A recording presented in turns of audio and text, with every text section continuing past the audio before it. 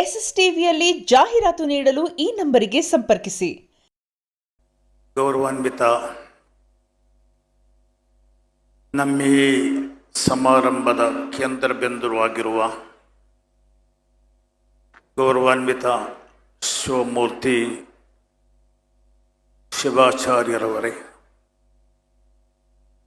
ವೇದಿಕೆಯಲ್ಲಿರತಕ್ಕಂತಹ ಎಲ್ಲ ಮಠಾಧೀಶರುಗಳೇ, ವಿವಿಧ ಧರ್ಮಗಳ ಗುರುವರಿಯರೇ,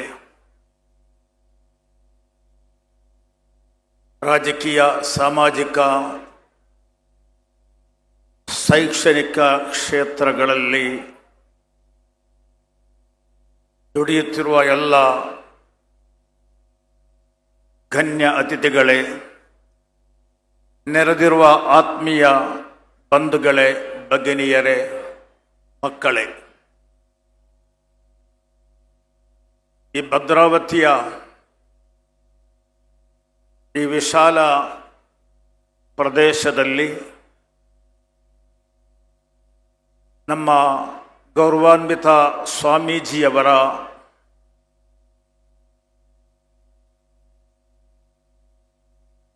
ಪವಿತ್ರ ನಾಯಕತ್ವದಲ್ಲಿ ನಡೆಸಲ್ಪಡುವ ಈ ಒಂದು ಸುಮಾರು 9 ದಿನಗಳ ಮಾನವ ಮೈತ್ರಿಯ ಈ ಸಮಾವೇಶವು ತುಂಬ ನನ್ನ ಮಟ್ಟಿಗೆ ಸಂತೋಷವನ್ನು ತಂದಿದೆ.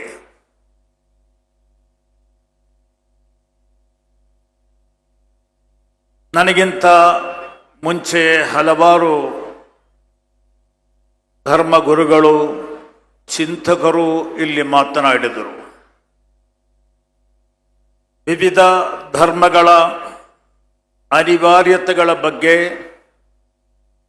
ಧಾರ್ಮಿಕತೆಯ ಬಗ್ಗೆ ಮತ್ತು ಮಾನವೀಯ ಸಂದೇಶಗಳ ಬಗ್ಗೆ ಸವಿಸ್ತಾರವಾಗಿ ಎಲ್ಲರೂ ಮಾತಾಡಿದರು. ಭಾರತದಲ್ಲಿ ಸಾಕಷ್ಟು ಧರ್ಮಗಳಿವೆ, ಮತಗಳಿವೆ, ಜಾತಿ, ಉಪಜಾತಿ, ಬೇರೆ ಬೇರೆ ಪಂಗಡಗಳು, ಹಲವಾರು ಭಾಷಾ, ವೇಷ ಹಾಗೂ ಸಂಸ್ಕೃತಿಗಳ ನೆಲೆಬೀಡಾಗಿದೆ ನಮ್ಮ ಈ ದೇಶ. ಎಲ್ಲವನ್ನೂ ಪರಸ್ಪರ ಅರ್ಥ ಮಾಡಿಕೊಂಡು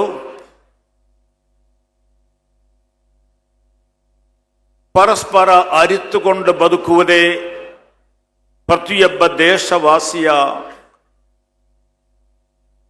ಅವನ ಯಶಸ್ವಿ ಬದುಕಿನ ರಹಸ್ಯವೂ ಕೂಡ. ಧರ್ಮ ಖಂಡಿತ ಮನುಷ್ಯನನ್ನು ಒಳಿತಿನತ್ತ ಕೊಂಡೊಯ್ಯುತ್ತದೆ. ವಿಶೇಷವಾಗಿ ನನ್ನ ಯುವ ಸಮೂಹವು ಅರ್ಥ ಮಾಡಿಕೊಳ್ಬೇಕು. ನಮ್ಮ ಹಿರಿಯರು, ವಯಸ್ಕರು ಸಾಕಷ್ಟು ಧಾರ್ಮಿಕವಾಗಿ ಪಳಗಿದವರು, ಬೆಳಗಿದವರು. ಈ ಮೊದಲು ಮಾತನಾಡಿದ ಹಿರಿಯರು ಹೇಳಿದ ಹಾಗೆ ನಮ್ಮ ಹಲವಾರು ಇವತ್ತು ಪಾಶ್ಚಾತ್ಯ ಸಂಸ್ಕೃತಿಗಳು ನಮ್ಮಲ್ಲಿ ಬಂದು ನಮ್ಮ ಯುವ ಜನಾಂಗವನ್ನು ಆದಷ್ಟು ಧರ್ಮಗಳಿಂದ, ಧಾರ್ಮಿಕತೆಯಿಂದ ದೂರ ಮಾಡುವಂತಹ ಅತ್ಯಂತ ಅಪಾಯಕಾರಿ ಒಂದು ಅವಸ್ಥೆಯನ್ನು, ದುರವಸ್ಥೆಯನ್ನು ನಾವು ನೋಡುತ್ತಾ ಇದ್ದೇವೆ. ಆದ್ದರಿಂದ ಯುವ ಜನಾಂಗ ತಮ್ಮ ತಮ್ಮ ಧರ್ಮಗಳನ್ನು ಅರಿಯುವ, ತಿಳಿಯುವಂತಹ ಪ್ರಯತ್ನ ಮಾಡಬೇಕು. ಇಲ್ಲಿ ನಮ್ಮ ಮುಂದೆ ಸರ್ವ ಧರ್ಮಗಳ ಗ್ರಂಥಗಳನ್ನು ಇಲ್ಲಿ ತಂದಿಟ್ಟಿದ್ದಾರೆ. ಇದು ಕೇವಲ ಪ್ರದರ್ಶನಕ್ಕಲ್ಲ,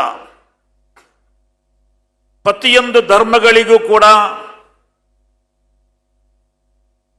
ಧರ್ಮ ಗ್ರಂಥಗಳಿವೆ, ಧರ್ಮದ ಗುರುಗಳಿದ್ದಾರೆ.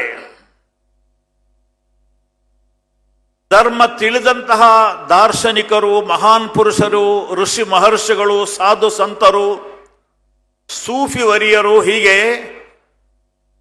ಆಳವಾಗಿ ಧರ್ಮವನ್ನು ಅರಿತ ತಿಳಿದಂತಹ ಮಹಾನ್ ಪುರುಷರಿದ್ದಾರೆ. ಅವರ ಸಂಪರ್ಕ, ಅವರ ಬದುಕಿನ ಬಗ್ಗೆ ತಿಳಿಯುವಂತಹ ಪ್ರಯತ್ನಗಳು ನಮ್ಮಲ್ಲಿ ವಿಶೇಷವಾಗಿ ಯುವ ಜನ ಸಮೂಹದಲ್ಲಿ ಬೆಳೆಯಬೇಕಾಗಿದೆ. ಈ ದೇಶ ಎದುರಿಸುತ್ತಿರುವ ಅತಿ ದೊಡ್ಡ ಸಮಸ್ಯೆ ಯಾವುದು? ಬಡತನಗಿಂತಲೂ ಶಿಕ್ಷಣಗಿಂತಲೂ ದೊಡ್ಡ ಸಮಸ್ಯೆ ಎಂಬುದು ಮನುಷ್ಯರೆಡೆಯಲ್ಲಿ ಬದುಕುವಂತಹ ಒಂದು ಏನಿದೆ, ಆ ಸ್ನೇಹ, ಆ ಪ್ರೀತಿ, ಆ ಸಹೋದರತೆಯ ಸೌಹಾರ್ದತೆ ಕಡಿಮೆಯಾಗುತ್ತಾ ಇದೆ. ಎರಡನೇ ಅತಿ ದೊಡ್ಡ ದುರಂತ ನಮ್ಮ ಯುವ ಸಮೂಹ, ಯುವ ಪೀಳಿಗೆಯು ಮಾದಕ ವಸ್ತುಗಳಿಂದ ಪ್ರೇರಿತವಾಗಿ ಮದ್ಯಪಾನ ಅಥವಾ ಬೇರೆ ಬೇರೆ ರೀತಿಯಲ್ಲಿ ನಾವು ಹೇಳ್ತಾ ಇದ್ದೇವೆ ಗಾಂಜಾ, ಇಂತಹ ಮಾದಕ ದ್ರವ್ಯಗಳಿಂದ, ಮಾದಕ ವಸ್ತುಗಳಿಂದ ಪ್ರೇರಿತರಾಗಿ ತಮ್ಮ ಬದುಕನ್ನು, ತಮ್ಮ ಕುಟುಂಬವನ್ನು, ತಮ್ಮ ನಾಡನ್ನು ಕೂಡ ಹಾಳು ಮಾಡುವಂತಹ ಅತ್ಯಂತ ಅಪಾಯಕಾರಿ ದುರವಸ್ಥೆ ಕಂಡು ಬರುತ್ತಾ ಇದೆ. ಇದಕ್ಕಿಂತ ದೊಡ್ಡ ಸಮಸ್ಯೆಗಳಿಲ್ಲ. ಶಾಲಾ ಕಾಲೇಜುಗಳಲ್ಲಿ ಅಥವಾ ಅದರ ಕ್ಯಾಂಪಸ್ಗಳಲ್ಲಿ ಕೂಡ ಮಾದಕ ದ್ರವ್ಯಗಳು ಇವತ್ತು ಮಾರಾಟ ಮಾಡುವಂತಹ, ಅದೆಷ್ಟೋ ಕುಟುಂಬಗಳು ಅದಕ್ಕೆ ಬಲಿಯಾಗಿ ಯುವಕರು ನರಳಾಡುವಂತಹ, ಅದರಿಂದ ಕುಟುಂಬಗಳು ಬೀದಿ ಪಾಲಾಗುವಂತಹ ಸ್ಥಿತಿಗಳಲ್ಲಿದೆ. ಈ ಎರಡು ಸಮಸ್ಯೆಗಳು ದೊಡ್ಡ ಸವಾಲಾಗಿ ನಾವು ಸ್ವೀಕಾರ ಮಾಡಬೇಕು. ಧಾರ್ಮಿಕತೆ ಇರುವ, ಧರ್ಮಗ್ರಂಥಗಳನ್ನು ಅಧ್ಯಯನ ಮಾಡುವ, ಧರ್ಮಗುರುಗಳ ಸಂಪರ್ಕವನ್ನು ಬೆಳೆಸಿಕೊಂಡು ಬದುಕುವಂತಹ ಈ ಭಾಗದಲ್ಲಿ ಈ ಎರಡು ದುರಂತಗಳು ಕಾಣಲಿಕ್ಕೆ ಸಾಧ್ಯ ಇಲ್ಲ. ಆದ್ದರಿಂದ ಅತ್ಯಂತ ಗಂಭೀರವಾಗಿ ನಾವು ತಗೊಳ್ಬೇಕು. ಇಂತಹ ಧಾರ್ಮಿಕತೆಯಿಂದ ದೂರ ಸರಿಯುವಂತಹ ಇಂತಹ ಪಿಡುಗುಗಳಿಂದ ನಾವು ಸುಧಾರಿಸುವಂತಹ ಪ್ರಯತ್ನ ಮಾಡಬೇಕು. ಎಲ್ಲ ಧರ್ಮಗಳು, ಎಲ್ಲ ಸಂಸ್ಕೃತಿಗಳು ಮದ್ಯಪಾನವನ್ನು ನಿಷಿದ್ಧಗೊಳಿಸಿದೆ. ಯಾವ ಧರ್ಮಗಳು ಕೂಡ ಪ್ರೋತ್ಸಾಹ ಮಾಡುವುದಿಲ್ಲ. ಅದೇ ಸಂದರ್ಭದಲ್ಲಿ ಎಲ್ಲ ಧರ್ಮಗಳು ಪ್ರೀತಿಯನ್ನು, ಸ್ನೇಹವನ್ನು, ಗೌರವವನ್ನು ಪರಸ್ಪರ ಹಂಚಿಕೊಂಡು ಬದುಕುವಂತಹ ಸಂದೇಶವನ್ನು ನೀಡುತ್ತಾ ಇದೆ. ನಾವು ಹೇಳ್ತೇವೆ ಸತ್ಯಂ ಶಿವಂ ಸುಂದರಂ. ಮನುಷ್ಯನ ಬದುಕಿನ ಯಶಸ್ಸು ಇದು, ಸತ್ಯ. ನಾವು ಅಸತ್ಯದ ದಾರಿಯನ್ನು ತುಳಿಯದೆ ಸತ್ಯದ ದಾರಿಯಲ್ಲೇ ಮುಂದುವರಿಯುವಂತಹ ಪ್ರಯತ್ನ. ಶಿವಂ, ಶಿವನ ಭಕ್ತಿ ಯಾವುದೇ ಧರ್ಮಗಳಿರಲಿ, ಪ್ರತಿಯೊಂದು ಧರ್ಮೀಯರಲ್ಲಿ ಕೂಡ ಶಿವ ಭಕ್ತಿ, ದೇವರ ಭಕ್ತಿ ಅದು ಬೆಳೆದು ಬರಬೇಕು. ಹಾಗಾದರೆ ಸುಂದರಂ, ಬದುಕು ಸುಂದರವಾಗುತ್ತೆ, ಹಸನವಾಗುತ್ತೆ, ಸಂತೋಷದಾಯಕವಾಗುತ್ತೆ. ನಮ್ಮಲ್ಲಿ ಯಾವುದಕ್ಕೂ ಕಡಿಮೆ ಇಲ್ಲ. ಸುಮಾರು 7,18,000 ಬರುವ ಮಂದಿರಗಳು, ದೇವಸ್ಥಾನಗಳು ನಮ್ಮ ಈ ದೇಶದಲ್ಲಿದೆ. 7,18,000ಕ್ಕಿಂತಲೂ ಮಿಕ್ಕ ದೇವಸ್ಥಾನಗಳು ನಮ್ಮ ದೇಶದಲ್ಲಿದೆ. 1,89,000 ಬರುವ ಮಸೀದಿಗಳಿವೆ. 27,000ಕ್ಕಿಂತಲೂ ಹೆಚ್ಚು ಚರ್ಚ್ಗಳಿವೆ. ಮಂದಿರಗಳು, ಮಸ್ಜಿದ್ಗಳು, ಚರ್ಚ್ಗಳಿದ್ದರೂ ಕೂಡ ಇಂದಿಗೂ ಕೂಡ ನಾವು ಅರ್ಥ ಮಾಡಿಕೊಂಡು ಬದುಕುವ ಹಂತಕ್ಕೆ ತಲುಪಿಲ್ಲ. ನಾವು ಧರ್ಮದ ಹೆಸರಲ್ಲಿ, ಭಾಷೆಗಳ ಹೆಸರಲ್ಲಿ, ಪ್ರಾದೇಶಿಕತೆ ಹೆಸರಲ್ಲಿ, ಬೇರೆ ಬೇರೆ ಹೆಸರಲ್ಲಿ ಗಲಭೆಗಳನ್ನು ಹುಟ್ಟು ಹಾಕುತ್ತೇವೆ. ಕೆಲವರು ಆ ಮೂಲಕನೇ ಬದುಕುವವರು ಕೂಡ ಇದ್ದಾರೆ. ಇದು ತುಂಬಾ ದುರಂತಮಯ. ನಮ್ಮ ಹಿರಿಯರು ಹೇಳಿದ ಎಲ್ಲೋ ಹುಡುಕಿದೆ ಇಲ್ಲದ ದೇವರ ಕಲ್ಲು ಮಣ್ಣುಗಳ ಗುಡಿಯೊಳಗೆ ಇಲ್ಲಿ ಇರುವ ಪ್ರೀತಿ ಸ್ನೇಹಗಳ ಗುರುತಿಸದಾದೆವು ನಮ್ಮೊಳಗೆ. ಎಲ್ಲಿದ ಬಂಧನ ಎಲ್ಲಿದ ನಂದನ ಎಲ್ಲ ಇದವು ನಮ್ಮೊಳಗೆ. ಒಳಗಿನ ತಿಳಿಯನ್ನು ಕಲಕದ ಹೋದರೆ ಅಮೃತ ಸವಿಯದ ನಾಲಗೆಗೆ. ಹತ್ತಿರವಿದ್ದು ದೂರ ನಿಲ್ಲುವೆವು ನಮ್ಮ ಅಹಮ್ಮಿನ ಕೋಟೆಯಲ್ಲಿ. ಎಷ್ಟು ಕಷ್ಟವೋ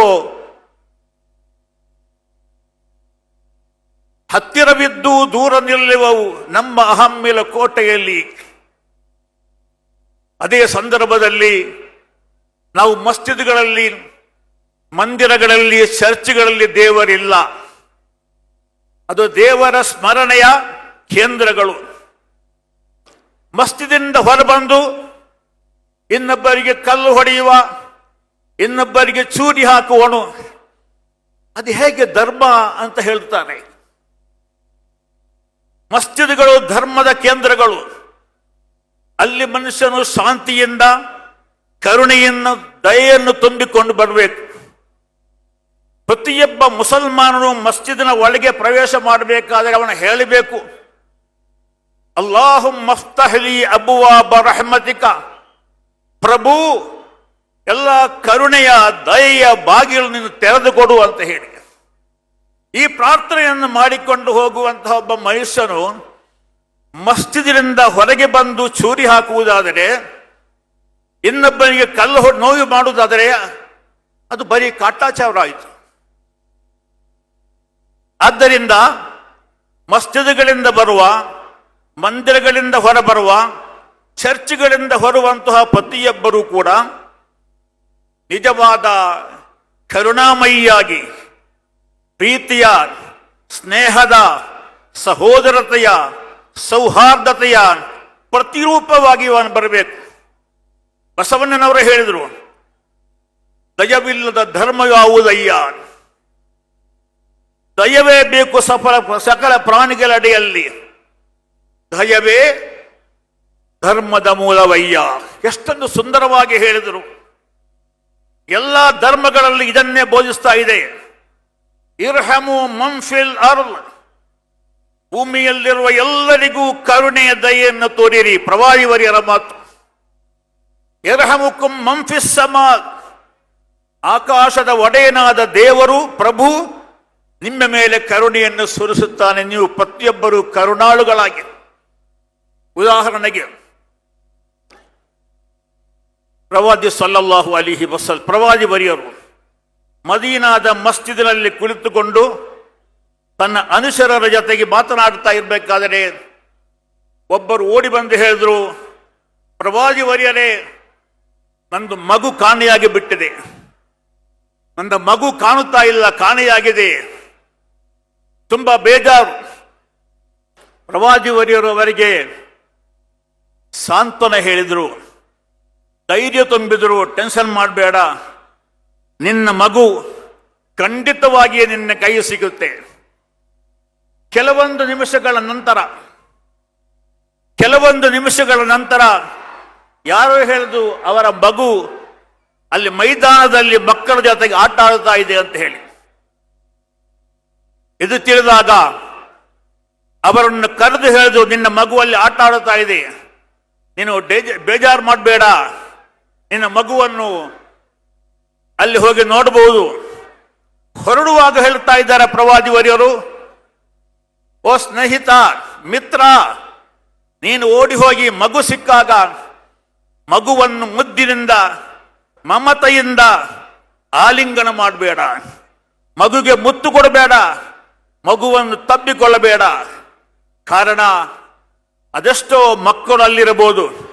ತಂದೆಯನ್ನು ಕಳಗೊಂಡಂತಹ ನಮ್ಮ DKC ಅವರು ಬಂದರು, ಕರ್ನಾಟಕ ರಾಜ್ಯದ ಘನ ಸರ್ಕಾರದ ಉಪಮುಖ್ಯಮಂತ್ರಿಗಳಾದ DKC ಅವರು ಕೂಡ ಬಂದರು.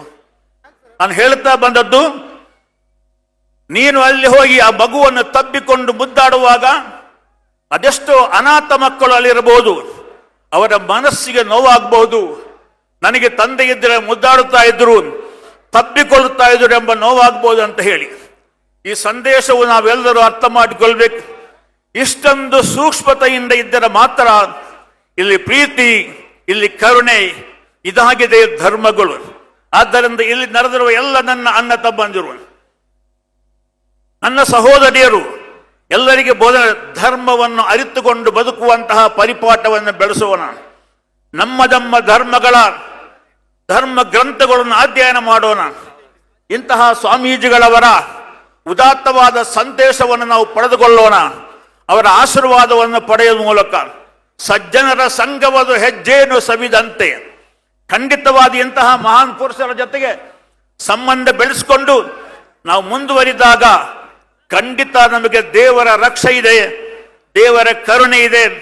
ಇದಾಗಿದೆ ನಮ್ಮ ಖಂಡಿತವಾಗಿಯೂ ನಮ್ಮ ಧರ್ಮಗಳು ಬೋಧಿಸುವಂತಹ ಕೇವಲ ಮಸ್ಜಿದ್ಗಳು, ಮಂದಿರಗಳು, ಚರ್ಚ್ಗಳು ಅಲ್ಲಿ ದೇವರನ್ನು ಕಾಣಬೇಕಾದರೆ ಇಲ್ಲೇ ಇರುವ ಪ್ರೀತಿ ಸ್ನೇಹಗಳ ಗುರುತಿಸದಾದೆವು ನಮ್ಮೊಳಗೆ.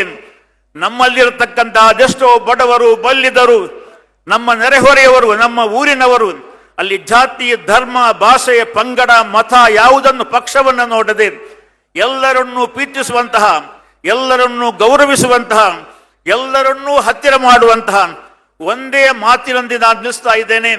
ಪ್ರವಾದಿ ವರಿಯರ ಮಾತು ಎಲ್ಲರೂ ಗಮನ ಕೊಡಿ.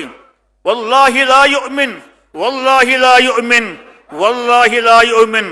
ಪ್ರವಾದಿ ವರಿಯರು ಹೇಳಿದ್ರು, ಖಂಡಿತವಾಗಿಯೂ ಆನೆ ಹಾಕಿ ಹೇಳಿದ್ರು, ಒಬ್ಬ ಮುಸಲ್ಮಾನನು ಮುಸಲ್ಮಾನಾಗಲಾರ. ಹತ್ತಾ ಯಮುನ ಜಾರುಹು ಬವಾಯಿಕಾನ್, ತನ್ನ ನೆರೆಹೊರೆಯವರಿಗೆ ಯಾವುದಾದರೂ ರೂಪದಲ್ಲಿ, ಯಾವ ಧರ್ಮಕ್ಕೆ ಸೇರಿರಲಿ, ಯಾವ ಜಾತಿಗೆ ಸೇರಿರಲಿ, ಅವರಿಗೆ ನೋವು ಮಾಡುವಂತಹ ಮನುಷ್ಯನು ನಿಜವಾದ ಮುಸಲ್ಮಾನ್ ಆಗಲಾರ ಎಂಬ ಪ್ರವಾದಿವರ್ಯರು 3 ಬಾರಿ ಆನೆ ಹಾಕಿ ಹೇಳಿದಂತಹ ಮಾತು ಅಲ್ಲಿ ವಿದ್ವಾಂಸರು ಹೇಳುತ್ತಾ ಇದ್ದಾರೆ. ನೆರೆಹೊರೆ ಎಂದರೆ ಯಾರು? ತನ್ನ ಎಡಬದಿಯ, ತನ್ನ ಬಲಬದಿಯಲ್ಲಿರುವ, ತನ್ನ ಮುಂಬದಿಯಲ್ಲಿರುವ ಸುಮಾರು 180 ಮನೆಗಳು ಕೂಡ ಒಂದು ಕುಟುಂಬವಾಗಿ ಸ್ವೀಕರಿಸಿ, ನಿನ್ನ ಊರಾಗಿ ನಿನ್ನ ನೆರೆಹೊರೆಯಾಗಿ ಪರಿಗಣಿಸಿ ಎಲ್ಲರನ್ನೂ ಕೂಡ ಕಂಡುಕೊಂಡು ಆತ್ಮೀಯವಾಗಿ ಬೆರೆತುಕೊಂಡು ಸೌಹಾರ್ದತೆಯೊಂದಿಗೆ, ಸಹೋದರತೆಯೊಂದಿಗೆ ಬದುಕುವಾಗ ನಿಜವಾದ ಒಬ್ಬ ಮುಸಲ್ಮಾನ್ ಆಗುತ್ತಾನೆ ಎಂಬ ಪ್ರವಾದಿವರ್ಯರ ಮಾತನ್ನು ನಿಮ್ಮೆಲ್ಲರ ಮುಂದೆ ಹೇಳುತ್ತಾ, ಪವಿತ್ರ ಕುರ್ಆನ್ನ 6000ಕ್ಕಿಂತಲೂ ಹೆಚ್ಚು ಬರುವ ಪವಿತ್ರ ಕುರ್ಆನ್ ಆಯತ್ತುಗಳಲ್ಲಿ ಅಥವಾ ಶ್ಲೋಕಗಳಲ್ಲಿ ಒಂದೇ ಒಂದು ಶ್ಲೋಕವು ಕೂಡ ಮನುಷ್ಯ ಮನಸ್ಸುಗಳನ್ನು ನೋವಿಸುವಂತ ಒಂದೇ ಒಂದು ಶ್ಲೋಕ ಇಲ್ಲ. ಬದಲು ಮನುಷ್ಯರ ಮನಸ್ಸುಗಳನ್ನು ಪೋಣಿಸುವ, ಮನುಷ್ಯ ಮನಸ್ಸುಗಳನ್ನು ಜೋಡಿಸುವ ಸಂದೇಶಗಳು ಮಾತ್ರ ಪವಿತ್ರ ಕುರ್ಆನ್ ಕೊಟ್ಟಿದೆ. 1,00,000ಕ್ಕಿಂತಲೂ ಹೆಚ್ಚು ಪ್ರವಾದಿವರ್ಯರ ವಚನಗಳಲ್ಲಿ ಒಂದೇ ಒಂದು ಮಾತು ಮನುಷ್ಯ ಮನಸ್ಸನ್ನು ನೋಯಿಸುವಂತಹ ಮಾತುಗಳಿಲ್ಲ. ಎಲ್ಲ ವಚನಗಾರರು, ಅಕ್ಕ ಮಹಾದೇವಿಯವರು, ಬಸವಣ್ಣನವರು, ಸರ್ವಜ್ಞರು, ಶಿಶುನಾಳ ಶರೀಫರು, ಕಳೆದು ಹೋದಂತ ಈ ಭಾರತದ ಇವತ್ತು ನಾನು ತುಂಬಾ ಸ್ಟಡಿ ಮಾಡಿದಾಗ ನಮ್ಮ ಕುವೆಂಪುರವರು ಸಹಿತ ಮನುಷ್ಯ ಮನಸ್ಸುಗಳನ್ನು ಕಟ್ಟುವಂತಹ ಸಂದೇಶವನ್ನು ಕೊಟ್ಟಿದ್ದಾರೆ. ಅದಕ್ಕಾಗಿ ನಮ್ಮ ಸ್ವಾಮೀಜಿಗಳವರು ಇಷ್ಟೊಂದು ಬೃಹತ್ ಗಾತ್ರದ ಸಮಾವೇಶವನ್ನು ಕರೆದು ಎಲ್ಲರಿಗೂ ಮಾನವೀಯ ಸಂದೇಶಗಳನ್ನು ನೀಡುವಂತಹ ದೊಡ್ಡ ಪ್ರಯತ್ನ ಮಾಡಿದ್ದಾರೆ. ದೀರ್ಘವಾದ 9 ದಿನಗಳ ಒಂದು ತಪಸ್ಸಾಗಿ ಸ್ವೀಕರಿಸಿಕೊಂಡು ನಾವು ಇಲ್ಲಿಂದ ಹೊರಬರುವಾಗ ನಿಜವಾದ ಮನುಷ್ಯರಾಗಿ, ನಿಜವಾದ ಹಿಂದುವಾಗಿ, ನಿಜವಾದ ಮುಸಲ್ಮಾನಾಗಿ, ನಿಜವಾದ ಕ್ರೈಸ್ತನಾಗಿ, ನಿಜವಾದ ಮನುಷ್ಯನಾಗಿ ಇನ್ಸಾನಿಯತ್ ಮಾನವೀಯತೆಯನ್ನು ತುಂಬಿಕೊಂಡು ಹೊರಡೋಣ.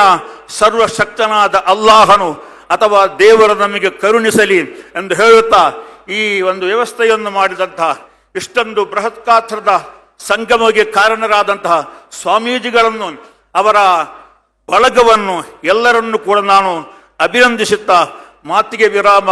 ವ ಆಖಿರು ದಅವಾನ ಅನಿಲ್ ಹಮ್ದುಲಿಲ್ಲಾಹಿ ರಬ್ಬಿಲ್ ಆಲಮೀನ್. ನಮಸ್ಕಾರ, ವಂದನೆಗಳು.